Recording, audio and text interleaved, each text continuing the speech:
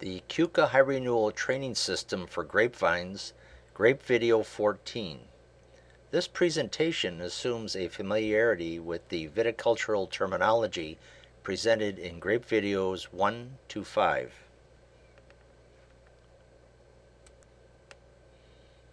Keuka Lake in the Finger Lakes region of New York is about 20 miles long in the shape of a Y.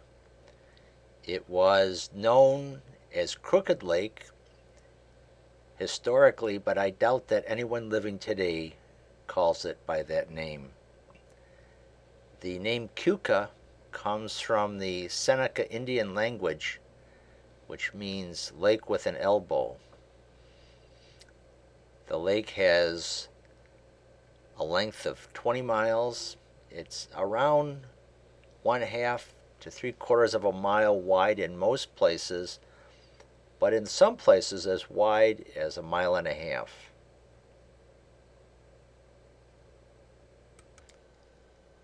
This is a view of Keuka Lake from the south end of the lake on the west side in an area that would be called Bully Hill. The vineyards in the foreground were part of Taylor Wine Company years ago, and I don't know their current ownership, and the white barns were part of the Taylor Wine Company holdings, and that's where farm equipment for the vineyards was stored. And you can see in the distance the bluff that divides the lake into a Y, and on the right we have the East Branch starting to bend around to go up to Penn Yan, and on the left that would be the West Branch going up to Branchport. And it was down at the base of the lake behind us in Hammondsport, New York, that in 1829, as history records, a Reverend Bostwick planted the first grapevines that started the heritage of grape growing around Keuka Lake.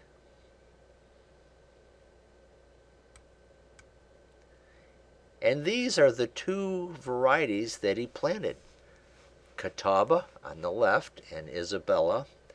And I took these pictures years ago in vineyards around Keuka Lake, and there's still a lot of Catawba being grown. Not very much Isabella anymore, but there's still a fair amount of Catawba being grown in the Finger Lakes area. So from that beginning, we have a very long heritage of grape growing in the Keuka Lake Basin. Here's a picture on the west side of the lake, just as the bluff is coming down to the lake in midwinter here. And the vineyards here are in the Pulteney area. There's a little village of Pulteney, and that would be behind us from where we're taking the picture. And the vineyards here belong to families like Peak and Pizzura years ago. And you can see a lot of grape growing taking place on all sides of the lake, up and down the lake. Many, many vineyards.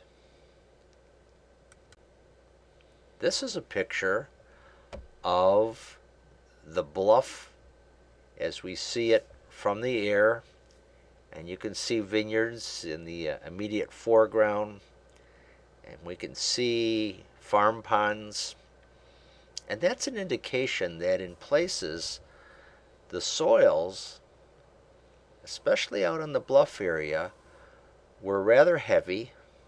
They were rather shallow, and that's heading us towards the Keuka High Renewal Training System, because that combination of heavy, shallow soils is part of what made the Keuka High Renewal Training System very special for this area. Now, not all the soils of the Keuka area are shallow and heavy. Oh no, there's some very nice, deep, sandy loam soils that grow big vines, And the training systems in use today are mid-wire cordon, top-wire cordon, Scott Henry. But where there are shallow soils, heavy soils, where vines grow to be only moderate in size, that is the start of the condition that lends itself to Keuka high renewal training of grapevines. Well, here's another picture of the bluff, which, as I recall, is about 9 or 10 miles long. On our left is the west branch going up to Branchport, and over up on the right there is the east branch that goes further north up to Penyan. If we look in the lower right corner of this picture, there's a strut that goes out to support the airplane wing, and just on the edge of that strut is a large white building. That's the Wagner Mansion. Wow, what a history that building has. It was part of the Underground Railroad back in the 1800s, and I was told the story that the Widow's Peak on top of this beautiful mansion with great big white pillars in front, that back at the time of Jimmy Doolittle in World War II, that Jimmy Doolittle would fly a plane and land in these fields behind the Wagner Mansion, and people would watch him land from the Widow's Peak. Rich history to that particular building and the whole area. While we're at it, the first U.S. bonded winery was started in Hammondsport at the foot of the lake back in 1860. So U.S. bonded winery number 1, Pleasant Valley Wine Company in Hammondsport, New York.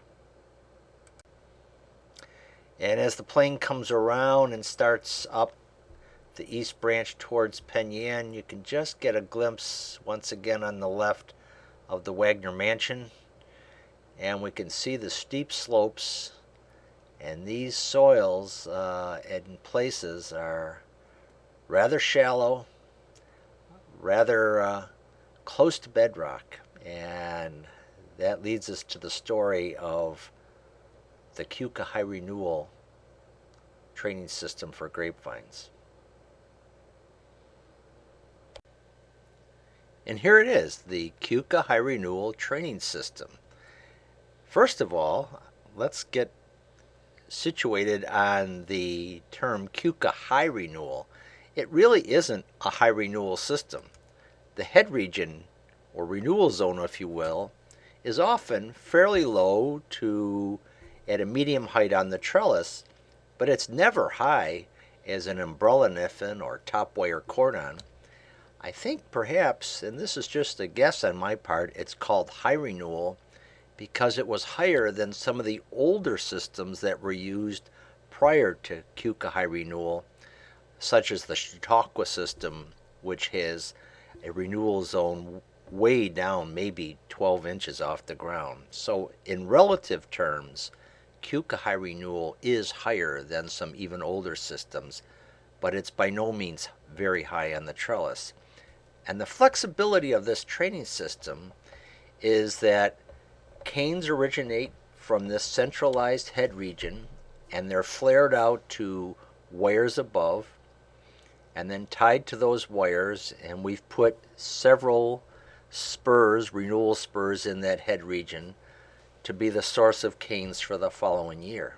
And every year, the vine is pruned back to 4 or so canes from that head region. Well, here's another variation, and this is a little higher, and sometimes the head region, shown here, was moved up higher on the trellis, and in this case we've shown it with 2 trunks and 2 canes coming from each trunk, servicing the left and right sides of the vine space. And we have a trunk renewal cane coming from the ground to replace one of those trunks. So this is another variation of Keuka High Renewal. Well, let's talk about the advantages of this training system. It does distribute fruit well both vertically and horizontally on a trellis, as you could see from the schematics. That it does very well. And here we're going to talk about why Keuka High Renewal, even today, has a special niche for a special situation. Because Keuka High Renewal training really is good for vines with short internodes. And specifically, I'm thinking of hybrid varieties. A lot of the variety Aurora was trained on this years ago when we had shallow soils and we had small to moderate vine size and a trellis that needs repair frequently. Why? Well, because I'm looking back why some of the vineyards didn't have good end post anchoring to keep tight wires. Well, I'm thinking now it's because the soil was so shallow, the growers couldn't get end post anchors into the ground reliably row after row. So it did require frequent repair of the trellis, and in this case, pruning back to long canes each year and on small to moderate sized vines with short internodes on the hybrids made Keuka High Renewal a very good choice for this situation. I'm going to emphasize this in red because this is probably the main point of this whole presentation, that for this very special niche, when vines have short internodes, they're small to moderate in size, and you're going to repair the trellis frequently, Keuka High Renewal would be a training system worth considering. Well, a third advantage of Keuka High Renewal is that it is compatible with vines that experience what I'm calling moderate winter injury. Now, if you have extensive winter injury frequently, year after year, well, then go back and look at the video on fan training. But if we go on and look at the schematic again, like this, here we can see a vine that has two trunks, has a trunk renewal cane coming from the ground, and this was the very typical way vines were grown with Keuka High Renewal training, so that a trunk might only be kept 3, 4, 5 years, sometimes less, and before it became so diseased with winter injury, it was replaced with a trunk renewal cane. So we always had two trunks and one on the way. And this way, the overall health of the vine was kept in good condition. So for moderate winter injury, Keuka High Renewal on hybrids is a training system worthy of consideration. And going back to this picture of the bluff again, this is exactly the condition that existed on this slope to the right side of the bluff, where we had shallow, somewhat heavy soils in places. Well, I have to show you these pictures from my favorite vantage point of Keuka Lake. It's the place that the locals call the Pinnacle, and it's at the northern end of the lake, looking south, near the Branchport area. And if you sneak up Esperanza Road from the backside and come over and look at the lake all at once, it's just a majestic, beautiful view. And I probably took this picture 50 or more times while I lived in the Finger Lakes years ago, and it makes me homesick for the Finger Lakes just to look at this beautiful view. This vineyard used to be owned, I think, by Cloyce Pinio, and then I think later John Anderson. But isn't that a beautiful view? Here it is, slightly different vantage point. To the lower left corner, I believe, would have been Keuka Lake State Park. To the right out of our site would be Branchport, New York. And there's a beautiful, beautiful place to stay called Esperanza now with this view from their front patio. Here it is in fall. And actually, like I say, I have pictures that go year round, but it's just a lovely area. Beautiful Keuka Lake. Well, yes, there are disadvantages, actually several disadvantages of Keuka High Renewal training system. One, it's not mechanizable. It's long cane pruning.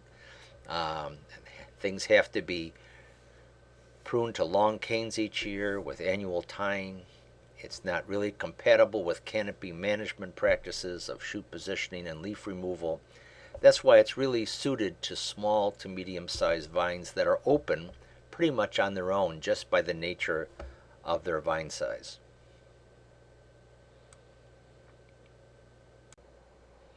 Well, that's the story of the Keuka High Renewal training system for grapevines. So let's briefly summarize. Under advantages, it distributes fruit well both vertically and horizontally on a trellis. It's a good choice for vines with short internodes, like hybrids, small to moderate vine size because of the vineyard site that the vines are growing on, and if the vines are grown on a trellis that needs frequent repair because you remove the vines from the trellis every year and retie them. It's compatible with vines that experience moderate winter injury because it's an easy system to replace trunks often. Under disadvantages, it's not mechanizable, it requires long cane pruning and annual tying, and it's not compatible with canopy management practices of shoot positioning and leaf removal. Well, one last look at Keuka Lake from the pinnacle. Now, whether you use the Keuka High Renewal training system or not, you really ought to put Keuka Lake in your life at some point if you've never been there before. It's just a wonderful, wonderful area. Numerous wineries all around the lake, nice wine trails, lovely wines, wonderful things to do, nice places to eat. Just a wonderful, wonderful place to go visit. So we'll hope that if you've never been to Keuka Lake, you'll put it on your bucket list to do someday. Well, we thank you for your attention, and as always, happy grape growing.